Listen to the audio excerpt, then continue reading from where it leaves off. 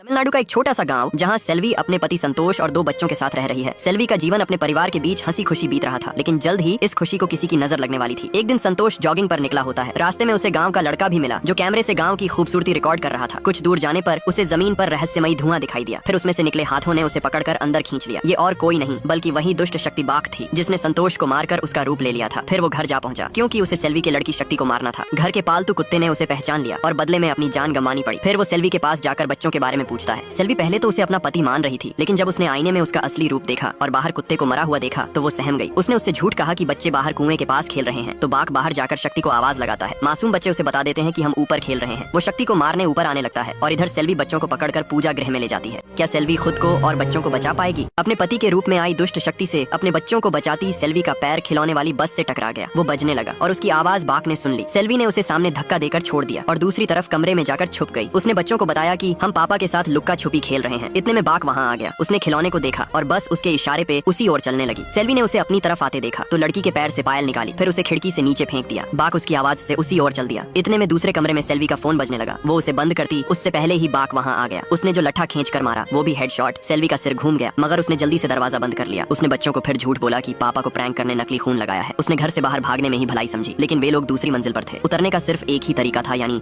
Gallery से कूदना। सेल्वी पहले खुद एक कोना पकड़कर लटक गई, फिर एक हाथ से बच्चों को अपने पीछे बिठाती। इतनी ताकत तो जिम करने वालों में भी नहीं होती। और ऐसे वे दोनों नीचे उतर गए, मगर सेल्वी नीचे आती उससे पहले ही उसका हाथ बाघ ने पकड़ लिया। वो कहने लगा, इन हाथों में बहुत जान है, ये हाथ मुझे दे दे। सेल्वी ने कहा नहीं और गुस्से में उसने सेल्वी की उंगलियां तोड़नी शुरू कर दी। दर्द से छटपटा रही सेल्वी ने विपरीत परिस्थिति में भी सूझबूझ दिखाई और साइड में टंगे गमले को उसके सर पे दे मारा और नीचे गिर पड़ी। वो सीधे बच्चों के पास गई और उन्हें गाड़ी में बैठने को कहा, मगर गाड़ी चलती कैसे जब चाबी ही नहीं थी। बच्चों को वहीं रहने का कहकर वो फिर से घर की ओर चल पड़ी और सामने खड़ा मिला बाघ। सेल्वी ने सरिया उठा लिया, मगर मारती कैसे? वो पति के रूप में जो था। नमन है ऐसी पतिव्रता स्त्री को। बाघ उसे लात गुस्से मार रहा था। नादान बच्चे अचरज भरी नजरों से देख रहे थे। कपड़ों के पीछे से सेल्वी बच्चों को कहती, प्रैंक चल रहा है। उसने सेल्वी को लात मार के नीचे फेंक दिया, फिर पैर पकड़कर घसीटने लगा तो सेल्वी ने पानी का पाइप उठाकर बच्चों को कहा कि देखो पानी दे रही हूँ। सच्चाई से अनजान बच्चे ये सब देखकर खुश हो रहे थे। अंत में बाघ ने उसके गले में कुएं की रस्सी डाली और धक्का दे दिया। सेल्वी को अत्यंत दुखदायी मृत्यु मिली। उसे मारने के बाद बाघ ने उसी का रूप ले लिया। पंडित जी अपनी बेटी के साथ नाव से मंदिर जा रहे थे। रास्ते में वे उसे बाघ नाम की दुष्ट शक्ति के बारे में बताते हैं, जो वहाँ से गुजरने वालों को मारकर उनका रूप ले लेती है। लड़की पानी में हाथ डाले चल रही थी तो एक पत्थर से हाथ कटने के कारण उसका खून निकलने लगा। नदी में एक जगह पे पंडित जी का चप्पू फंस गया। यहीं पर वो दुष्ट शक्ति कैद थी, जो कि चप्पू लगने से अब आजाद हो चुकी है। उसने तुरंत लड़की के खून में मिलकर उसका रूप ले लिया। वो अक्खी मछली खाने लगी। पहले तो पंडित को कुछ समझ नहीं आया, फिर जब उसने नदी में पड़ा अपनी बेटी का शव देखा तो उसे पता चल गया बाघ उस पे हमला करती, तभी उन्होंने उस पर पानी छिड़क दिया। फिर तंत्र मंत्र द्वारा अपने लोटे में उसकी आत्मा को कैद कर लिया। पंडित अपनी बेटी के बिना वापस घर कैसे जाता, इसलिए वो बाघ को ही बेटी बनाकर अपने घर ले गया। फिर एक दिन जब वो मंदिर जा रही थी तब शिखर की परछाई पर पैर रखने से